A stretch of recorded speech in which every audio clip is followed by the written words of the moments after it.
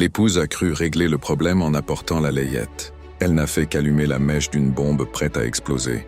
La vengeance de l'étudiante sera glaciale. Ceci est la partie 2 de l'histoire de l'étudiante de Yaoundé. Pour ceux qui ont loupé la partie 1, il s'agit de l'histoire d'une jeune étudiante, piégée et enceinte de 6 mois. Elle a découvert que l'homme marié lui avait menti sur la stérilité de son épouse. La femme légitime est venue lui apporter la layette pour marquer son territoire et intimider l'étudiante.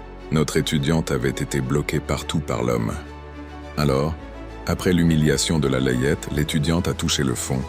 Elle n'était plus l'amante séduite et entretenue, mais la simple victime d'un homme qui l'a jetée après avoir obtenu ce qu'il voulait. La douleur des larmes a cédé la place à une rage glaciale. Elle n'a plus cherché à joindre l'homme. Sa cible est devenue la femme qui est venue, élégante et triomphante, lui jeter sa détresse au visage. L'étudiante se procure le numéro de l'épouse et l'appelle, sous un faux nom, prétendant être une assistante sociale. Elle convainc l'épouse que, suite à la naissance imminente, elle doit absolument se présenter à son domicile pour régulariser la situation de l'enfant auprès de la mairie pour qu'il ait une chance d'être reconnu.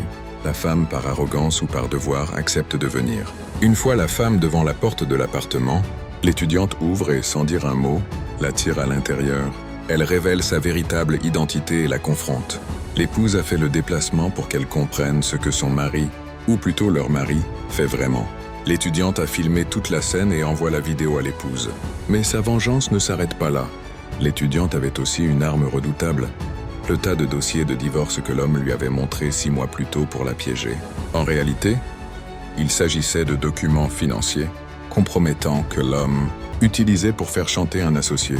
L'étudiante a tout scanné et a envoyé la preuve de la fraude de l'homme, non pas à sa femme, mais à son employeur et à la direction de l'entreprise. Une semaine plus tard, l'homme est licencié avec effet immédiat.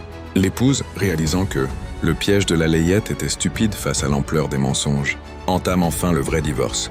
L'étudiante est seule, enceinte, mais apaisée. Elle a brisé le jouet qui l'a détruite.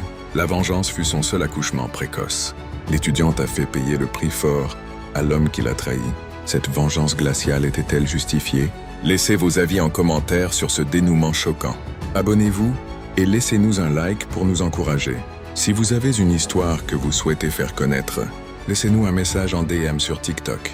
Ensemble, nous mettrons la lumière sur ces mystères.